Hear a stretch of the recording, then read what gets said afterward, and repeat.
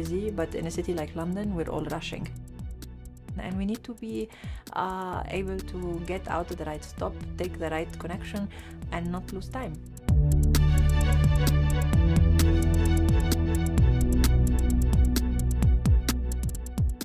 Johnston is the typeface used by the Transport of London for communication in their signage system, in their wayfinding.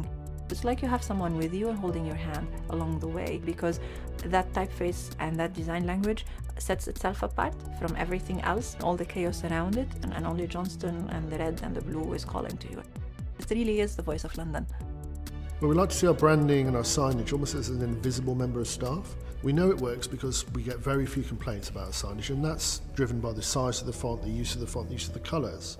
It just works very naturally. 2016 is a very important year for us. It's 100 years since the Johnston font was introduced. So we felt we'd take that opportunity to ensure that the font was fit for purpose and that it worked on all devices and all applications. The original brief to Monotype was to go back to the original principles of Johnston, to reflect on the way the font is now, and to see what we might have lost in its 100-year journey. There was a specific request regarding certain characters like the G or the hashtag. Johnston 100 years ago did not have that. But there was something that was very important, that was more holistic. TfL had felt that over time, part of the original soul had somehow slipped through all these decades, and they wanted to bring it back.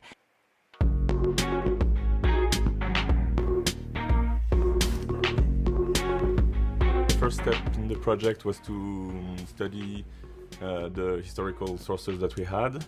We started by comparing proportions, all sorts of typographical details.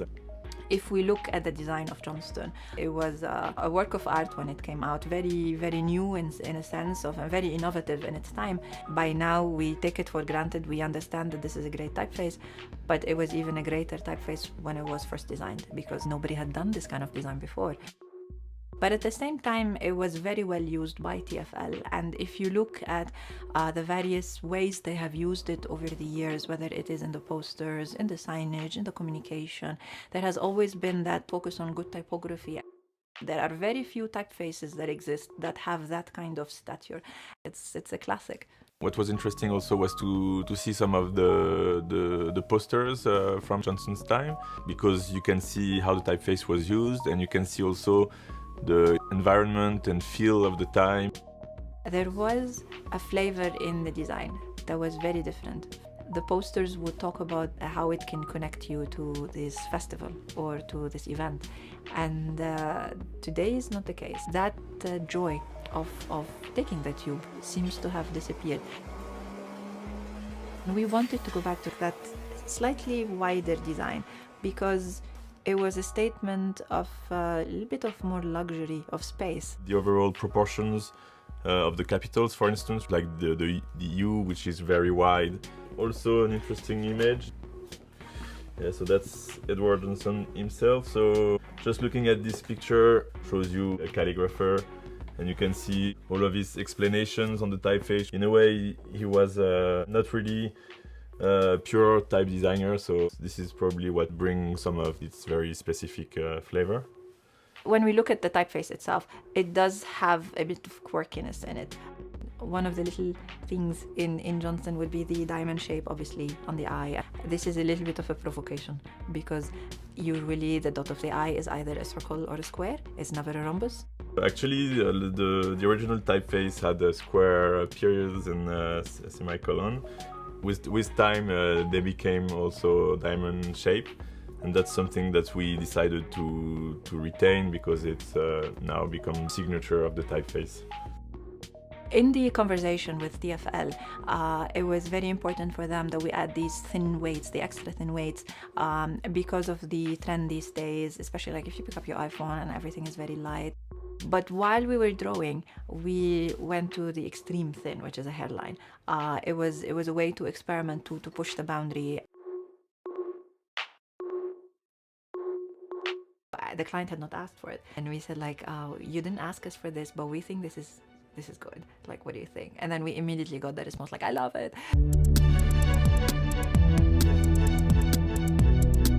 We felt that Monotype were true partners in this process, and there's, I think, a true coming together of minds. We all talked about it with a lot of passion, but it was actually seen as this is something which is really, really important to all of us. The introduction of the new font will take place later on in 2016, as we bring new stations on board, such as for the Elizabeth line. You'll see it on the signage. So really it's towards the end of this year that you'll start to notice.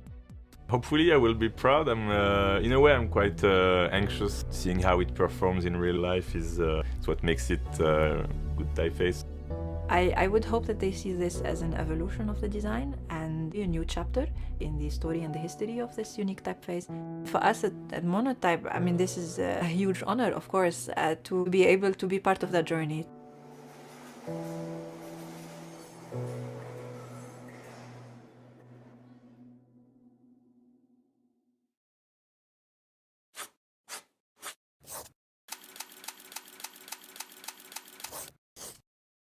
Thanks a lot for the appetizer. Now I'm happy to introduce Malou Verlomme on stage, who will deliver some more details of the redesign, your thoughts and your strategies of the Johnston100 typeface.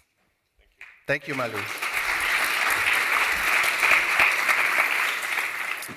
So hello everyone, I'm Malou Verlomme, and I will tell you about the redesign of Johnston, which you've basically just seen in a movie. So if you want to take a nap or something, that's absolutely fine. So yeah, this is the first project I worked on when I joined Monotype. So as a French designer coming to London, this was obviously a huge honor to work on this project. It's a legendary piece of type and graphic design. And I just quickly want to say that it's a really a project that I've done not on my own, but with Nadine Shahin, who's here, and Toshio Magari.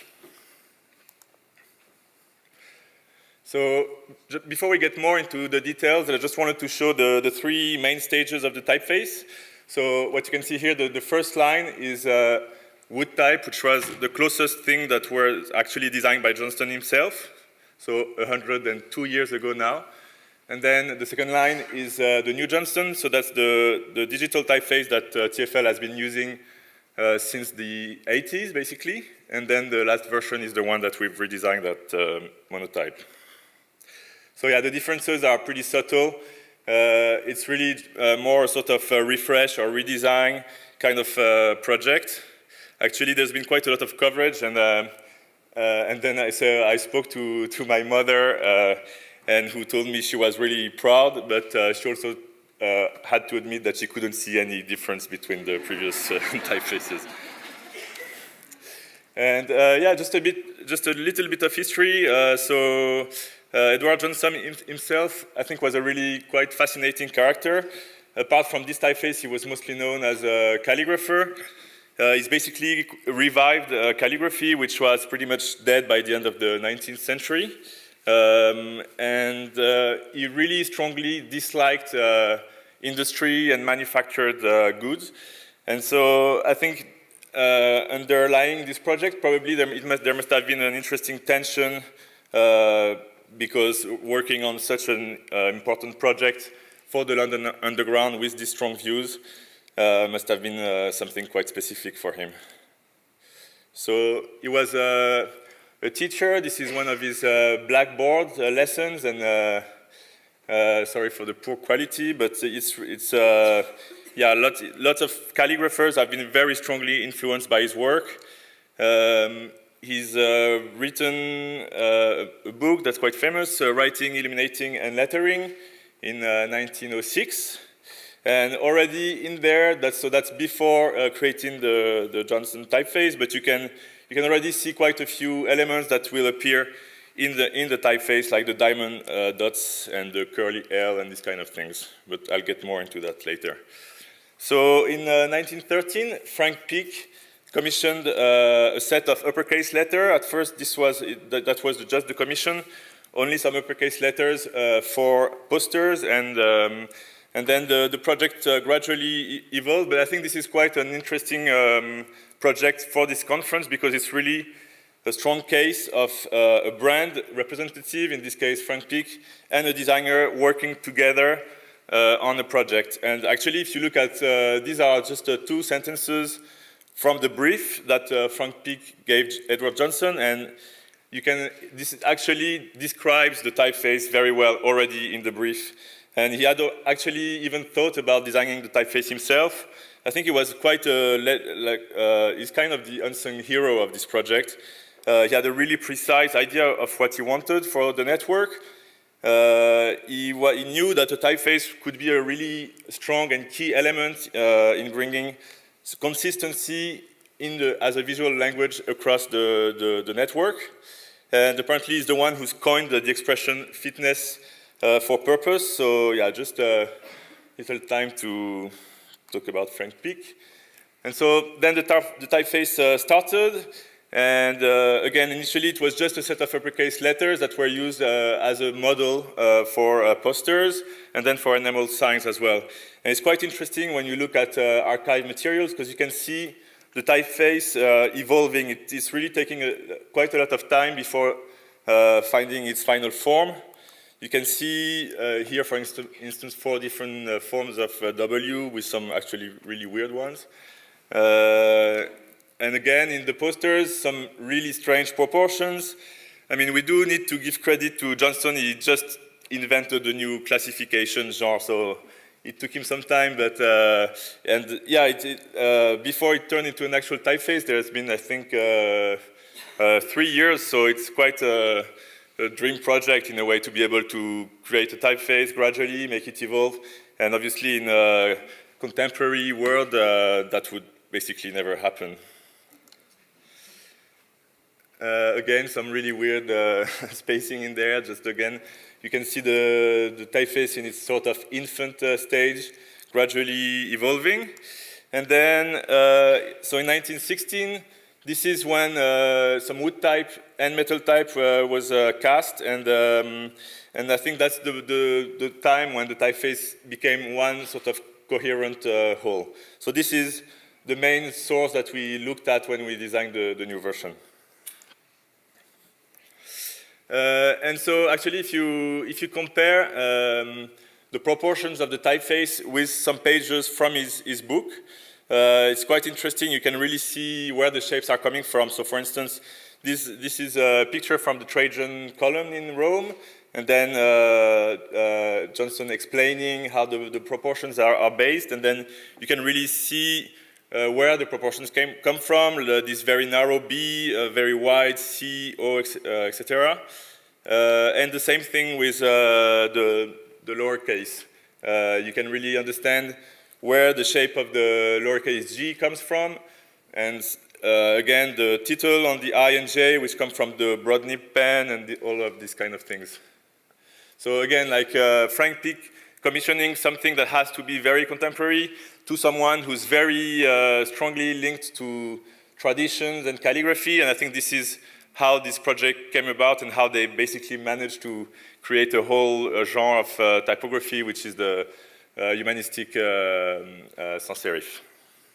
And also to understand how revolutionary this was at the time, you have to see these were basically the typefaces that were used all over. So they're grotesque. They've actually come back in fashion quite a lot at the moment. It's shapes that I personally quite like, but they are pretty strange and weird, and yeah, in a way, they really embody the industry for many people, and so that's what Johnston really wanted to fight against in some way with his new design.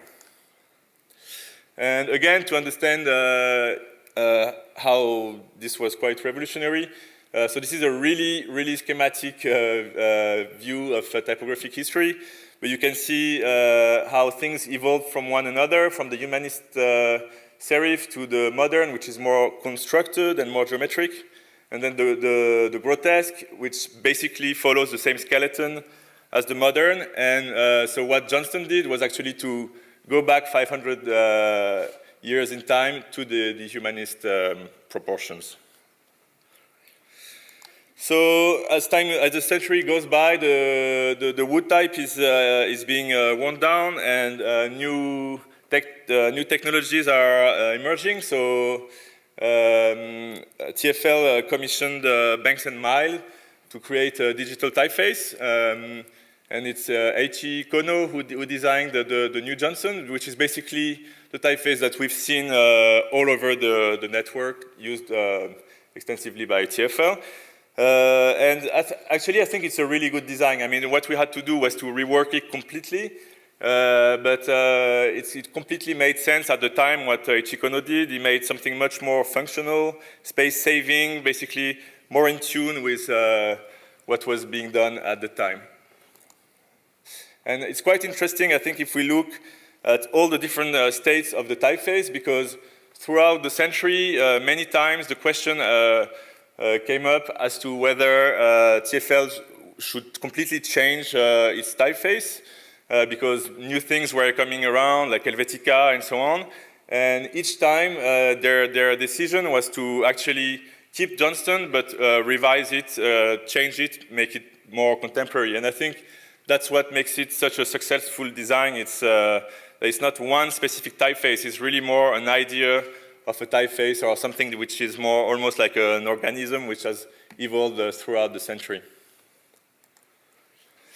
And so when we were commissioned by John Hunter, who's here, who unfortunately couldn't make it, but the brief itself focused on, at the beginning, originally just on a few key elements, like the lowercase g, which is something which was visually quite different in the original and the digital version they were using. And obviously quite a few signs for the web, as you've seen in the film already. And they wanted a new lightweight as well. But so that was the sort of entry point to the project. And as we started researching and creating, and basically the project grew and became more extensive. So yeah, we started with research. As you've seen us already walking through the Transport Museum Depot in Acton, but it's a really amazing place. You can really see all in one space, all the different, so for one thing, the typeface evolving through the century, because they're keeping enamel signs from throughout the century, but also obviously like all these amazing buses, and you feel like a kid again, wanting to drive the bus maybe, but anyways, and and again see the typeface and the signs and the whole wayfinding system evolving was quite fascinating. Here are some of the animal signs. And so if you compare the wood type version, which is the sort of source we used, with the new Johnston, which was the digital font they were using, you can actually see some the differences quite easily. So obviously the G has become more sort of Gill-esque in a way, and again the typeface is much more space-saving, narrow, and basically more functional. It also has much more optical corrections. But in TfL's words, they thought perhaps along the way it also lost some of its soul. So again, we looked at all these posters, and we really realized that at the time when the typeface was made, taking the underground was a real joy. Like it really enabled people to visit new places in London that they could never go otherwise, and it was like a real luxury. Again, if you see the actual subway, like it's really beautiful, wooden floors and so on. And obviously, if you think of today's underground, it's not quite the same sense of joy. So in a very subtle way, we tried to bring just a tiny bit of this notion into the typeface. So again, like pretty subtle things, but generally wider proportions, something that feels more relaxed. If we compare the different versions, so again, the G was one of the key elements. Actually, if you're in the subway now, today, like, or some nowadays, basically, and you want to spot whether it's the old or the new version, the G is probably the easiest way to find out. But also, we try to bring back more geometry into the typeface, so things are basically more aligned. There's less optical corrections. This is something that was quite interesting for me as a type designer, basically you bring optical corrections to the shapes without even noticing, because that's what you've always done. And so in this case, I had to fight against my sort of natural tendency to bring less optical corrections and try to find shapes that were really more geometrical. So these are, again, the 3 different versions: the wood type, the new Johnston, and the Johnston100. So also because we needed to add lightweight to the family, so I decided to create a hairline version for different reasons. For one thing, for type designers, it's quite interesting because it's a way that it enables you to create intermediary versions quite easily and to pin down exactly the right way that you want. So I went quite far in the extreme, but it's also an interesting sort of visual way to research a typeface, to really try to look for the skeleton of the typeface, and while doing so, you're basically removing all of the stylistic elements, the diagonal cuts, the contrast, the optical corrections, and so on, to keep only one single hairline. And so, again, as I was saying, what's nice is you can interpolate, as we said, so you can choose exactly the right way that you want, and then basically, as you already know, again, but when Nadine, our type director, saw this, she immediately loved it, and so she wanted to show it to the client, who also really loved it, the hairline version, so it was basically added onto the project. So this is a few more examples of it. I still haven't seen it used in the network. It's quite tricky to use. Obviously, you need to use it at an extremely large size, but I'm still looking forward to seeing it. Perhaps that's one good reason to take the underground. Also, generally, over the years, the families were becoming a bit messy, and the style, names, and so on. So we made a more consistent family that was hopefully easier to use for TFL. So this is the final typeface as it stands. And yeah, so it's getting used more and more. The sort of update that makes it a bit more of 2018 is that the Elizabeth line, which will open at the end of the year, will be using exclusively the new typeface. But yeah, since it was created, it took quite a while before it started to become used in the network. Basically, it's used in all of TFL's communication, and I think whenever a sign needs to be replaced, they're using the new Johnston. But again, I like to see it as just one new layer in a sort of interesting sort of archaeological typography map, which keeps on evolving. And I have to say, this is I've never had such an amazing proofing document. This is a beautiful and legendary, again, piece of information designed by Harry Beck, the underground map. And it was just amazing to test your typeface with these kind of things. And yeah, so it's quite exciting, again, to see it progressively used more and more. And again, it's quite, it makes taking the underground, in a way, fun for me, so I can try to spot it whenever I see it. So that's it for me. Thank you very much.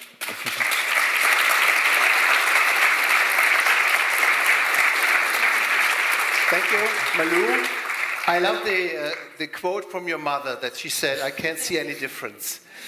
She was honest. I must admit, I also wouldn't notify any difference if you put me an original Stradivari violin in front or another violin from the same age.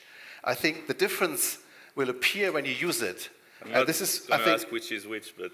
Yeah, I think this is very important when you design a typeface and look just on single glyphs. You cannot judge the quality of the typeface unless you use it on various channels, on screens, on smartphones. And the best proof was the map that shows that the Johnston100 works pretty well. Thank you. Any more questions here? the audience. The first one who gives a question. Oh, I don't have to. Hi, yeah, I really enjoyed the talk. When you were designing the lighter font, obviously it has to be used and it's quite a functional font. Did you think about accessibility and accessibility needs? Did I think about what, sorry? Accessibility, so people who have like partially sighted or that sort of thing. Especially with the lighter weight?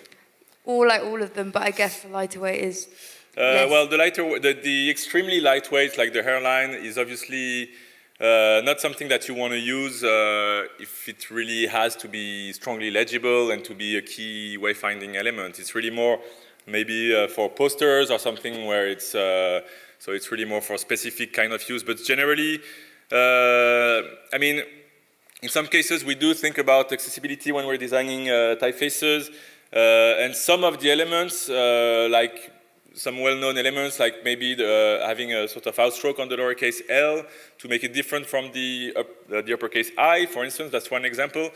These features were already part of the design of the Johnston. I think it's a really successful design from the start. And our sort of mission was not to change any of the structure of the typeface or to revisit it in that purpose, but really to become closer to the original intentions. So no, we didn't really go into this direction, but I think the typeface in itself performs quite well in that purpose. Okay, thanks a lot. Thanks, Malou. Thank you.